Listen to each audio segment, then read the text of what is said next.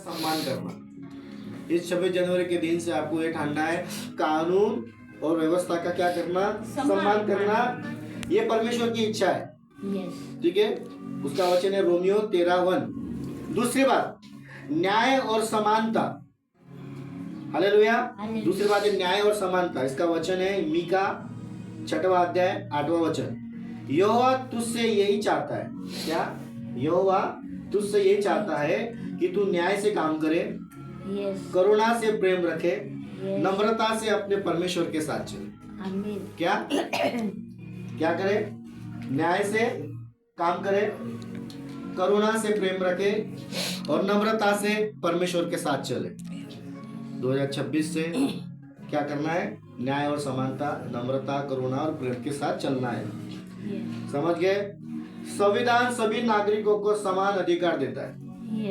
ये दूसरे पॉइंट का है। संविधान सभी को समानता का अधिकार देता है। हालेलुया। तीसरी बात, स्वतंत्रता की सच्ची समझ। क्या? स्वतंत्रता की सच्ची समझ। स्वतंत्र क्या है, ये अभी इस वचन के द्वारा मैं आपको बताऊंगा। तीसरी बात लिखो, स्वतंत्रता की सच्ची समझ। उसका वचन निकालेंगे हम लोग। सॉरी, इसका वचन ठीक है। ये स्वतंत्र किया है, मसीह ने हमें स्वतंत्र होने के लिए स्वतंत्र किया है। कैसे? 26 जनवरी राजनीतिक स्वतंत्रता और अधिकारों की याद दिलाती है। बाइबल हमें बताती है कि सबसे बड़ी स्वतंत्रता है पाप और बुराई से दूर रहना। यस, आमीन, हालेलुया। सबसे बड़ी स्वतंत्रता क्या है? पाप और बुराई से। पाप में क्या आता है? मृत्यु आती है। सॉरी, पाप में क्या आता है? पाप में सबसे बड़ी स्वतंत्रता पाप है। किसी का मर्डर नहीं करना, चोरी नहीं करना, लालच नहीं करना, बेविचार नहीं करना, किसी बुराई से दूर रहना। बुराई से दूर। सबसे ये स्वतंत्रता है। ये यदि तुम्हारे अंदर है, तुम्हारे अंदर बीमारी है, बुराइयां है, चोरी है, डकैती है, लूटना है, दारू पीना है, ये बुराइयां है, इससे तुम्हें आजाद होना है। ये सबसे बड़ी स्वतंत्रता है। समझ गए क्या? Yes, hallelujah. गलातियों 5:1 लिखा है, उसका वचन। चौथा पॉइंट, जिम्मेदारी के साथ अधिकार। क्या? जिम्मेदारी के साथ अधिकार। उसका वचन है लूका 12:48, जिसमें लिखा है जिसे बहुत दिया गया उससे बहुत मांगा भी जाएगा। यदि तुझे एक जिम्मेदारी दी है ना, सुबह उठ के काम करने की, तो काम करना, तेरे से हिसाब लिया जाएगा। आप लोगों से हिसाब लिया जाएगा। वचन दिया मैंने, लूका। ये साल क्या करना है?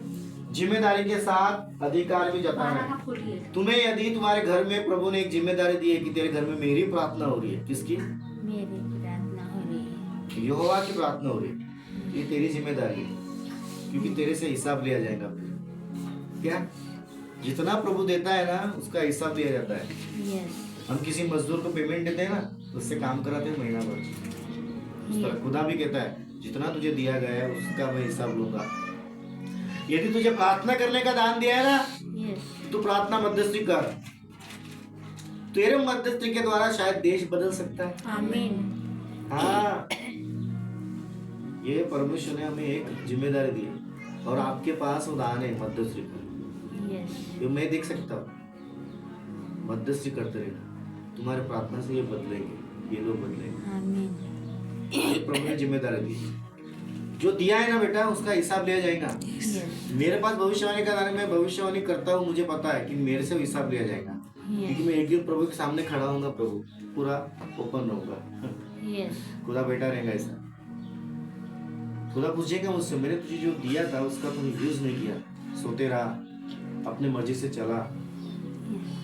हालेलुया। बहुत कुछ है, आखिरी पॉइंट बता रहा हूं, ठीक है? लिखा जिम्मेदारी का वचन, लूका 12:48। क्या लिखा है? जिसे बहुत दिया गया है उससे बहुत मांगा जाएगा। उदाहरण, नागरिक अधिकार के साथ कर्तव्य भी होते हैं। बाइबल सिखाती है कि अधिकार के साथ जिम्मेदारी जरूरी है। हालेलुया। आखिरी 5वां पॉइंट, देश के लिए प्रार्थना करो। ये सबसे बड़ा पॉइंट है। क्या है? देश के लिए प्रार्थना। अपने देश के लिए हम प्रार्थना क्यों करते हैं? अभी तक पता नहीं था, बाइबल में लिखा है, इसलिए तुम करते हैं ना भारत देश के लिए प्रार्थना, करते हैं कि नहीं? यस भारत देश के लिए प्रार्थना मतलब भारत देश के अंदर रहने वाले लोग, यस बीमार, पुलिस, वकील, डॉक्टर, अच्छे लोग, बुरे लोग, सबके लिए प्रार्थना करना। उसका वचन है पहला तिमुथियुस, लिखो पहला तिमुथियुस 2 अध्याय 1 और 2 वचन। पहला तिमुथियुस 2 अध्याय 1 और 2 वचन, जिसमें लिखा है राजा और सब ऊंचे पद वालों के लिए प्रार्थना किया जाए। क्या? राजा हो, क्या हुआ?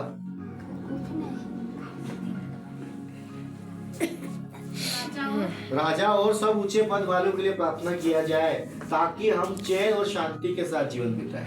यस आमीन यदि तुम लोग जितने भी राष्ट्रपति प्रधानमंत्री के लिए प्रार्थना नहीं करोगे ना, तो लाडका भाऊ 1500 तो देऊन राहिला आहे, 3000 काढून भी राहिला आहे, 40 रुपये टमाटर है, 10 रुपये किलो आजच्या वेळेस राहते। यस तो यदि तुम नेताओं के लिए प्रार्थना नहीं करोगे तो तुम शांति और क्या टमाटर नहीं शांति से जीवन नहीं बिता पाओगे। ये सब उसमें लिखा है, उदाहरण 2026 में सरकार और नेताओं के लिए प्रार्थना करना बाइबल के अनुसार सही है। यस हालेलुया 2026 में नेताओं के लिए प्रार्थना करना सही है। हालेलुया, हालेलुया समझ गए?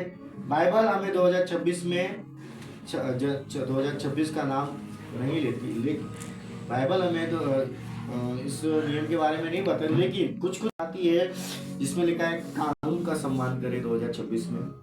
यस देखो प्रिय, तुम्ही जिथे भी राहा कानूनचा मान करा, इन्स्पेक्टर मिळते त्यांना सर म्हणा, यस त्यांना आदर द्या, तो ते तुम्हाला भी आदर दे। न्याय और शांति बनाए रखे हर जगह पर। हमारा जो समाज है जो हमें शांति प्रिय बोलता है, हमें न्याय और शांति बनाए रखना है। यस स्वतंत्रता का सही उपयोग करें। क्या? स्वतंत्रता का सही उपयोग करें। देश और शासकों के लिए प्रार्थना करें। क्या? देश और इसलिए हम लोग हमेशा प्रार्थना करें। और तुम्हें नेताओं के लिए प्रार्थना करना बहुत जरूरी है।